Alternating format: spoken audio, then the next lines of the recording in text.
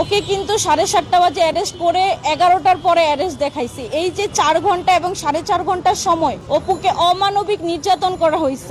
ইশরাক ভাইয়ের লোকজনই তাকে তুলে নিয়ে গেছে, ইশরাক ভাইয়ের বাসায় ছিল এবং ইশরাক ভাই ডিবি পুলিশের কাছে নিউজ দিয়ে ওদেরকে ধরা গেছে। কারণ রিমান্ডে নিয়ে অপুর মুখ থেকে বারবার এই আসিফ মাহমুদ সজীব ভুইয়া নামটা আর নাহিদ ইসলাম নামটা তারা শুনতে চাইছে যে তোমাদের পিছনে এই দুইজন আছে, যে কোনো একজনের নাম তোমাকে স্বীকার করতে হবে। সে কিন্তু 164-এ কোথাও এই দুইজন উপদেষ্টার কারো নাম সে বলেন। আমি আজকে কোনো নির্দিষ্ট রাজনৈতিক দল অথবা কোনো স্পেসিফিক পার্সনের বিরুদ্ধে কিছু বলতে আসি নাই। আমার হাজবেন্ডের সাথে গত 17 জুলাই থেকে আজকে পর্যন্ত যা ঘটছে আমি সেগুলোই ক্ল্যারিফাই করব, যেটা আমাকে জানে আলম আপু জানাইছে। এখন আমি প্রথমে আসি 1 তারিখের ঘটনায়। 31 তারিখ রাত 11:30টার পর থেকে 1 তারিখ সকাল 7:30টা পর্যন্ত এই সময়টাতে অপু কিন্তু মিসিং ছিল। এখন মিসিং ছিল বলতে তাকে রাত 11:30 বাজে গিয়ে দুইটা বাইকে করে তাকে একটা জায়গায় নিয়ে যাওয়া হয়। সেখানে গতকালকে যে অপুর বিবৃতিটা ভাইরাল হয়েছে, অপু সেখানে তার 35 মিনিটের কথায় অনেক কিছু বলছে। এই বিষয়গুলো কিন্তু আসলে অপুকে ওইখানে রেখে কাটসাট করে একটু একটু করে শিখিয়ে দিয়ে এইটাকে অ্যাড করে একটা ভিডিও কালকে প্রকাশ করা হয়েছে। অপুকে মূলত অ্যারেস্ট করা হয়েছে সকাল 7:30 বাজে গোপীবাগ থেকে। হ্যাঁ, অনেকে জানে অনেকে জানে না।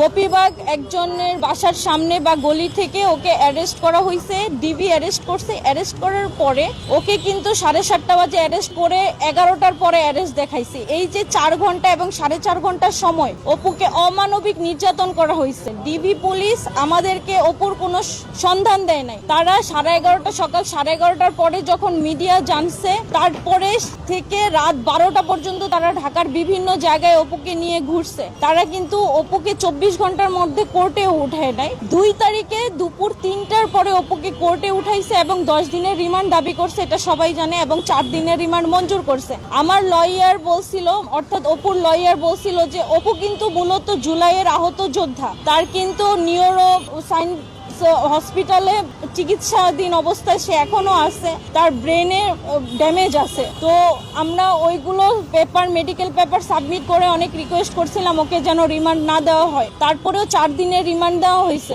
এই 4 দিনের রিমান্ডে অপুকে অমানবিক নির্যাতন করছে। এই 4 দিনের মধ্যে পুলিশ এবং ডিবি উভয় আমাদেরকে হয়রানি করছে। আমি গুলশান থানা টু ডিবি অফিস টু আবার গুলশান থানা থেকে আমি কেরানীগঞ্জ কারাগার পর্যন্ত অপুর জন্য খোঁজ খবর নিয়েছি। 3 তারিখে যেটা হয়েছে, 2 তারিখে তো অপুকে রিমান্ডে নিয়ে চলে গেল। 3 তারিখে আমি তদন্তের কাছে ফোন দিছি যে এই মামলার তদন্ত আছে। আমি বলছি অপু কোথায় আছে, ওনারা বলছে আমাদের কাছে অপু নাই। পরে আমি ডিবির কাছে গেছি, ডিবিও বলছে আমাদের কাছে অপু নাই। পরে আবার আমি যখন গুলশান থানায় তদন্তের কাছে গেলাম, উনি বলল যে আমরা অপুকে কোর্টে চালান করে দিছি, অপু আমাদের কাছে না। হইতে পারে ওনাদের তদন্তের স্বার্থে ওনারা আমাকে মিথ্যা কথা বলছে, কিন্তু ওনারা আমাকে এইটুকু বলতে পারতো যে অপু আমাদের কাছে আছে, সেফ আছে। এবং 6 তারিখে রিমান্ডের পরে যখন অপুকে উঠানো হয়েছে, হ্যাঁ, তখন 6 তারিখে যখন উঠায় কোর্টে, তখন অপু কিন্তু 164 দিছে, হ্যাঁ, পুলিশের কাছে এবং ম্যাজিস্ট্রেটের কাছে 164 দিছে। সেখানে কিন্তু সে কোনো ব্যক্তির নাম স্বীকার করে নাই যে তাকে দিয়ে কে চাঁদাবাজি করায় বা তাকে চাঁদাবাজ বানাইলো কে। ঠিক আছে,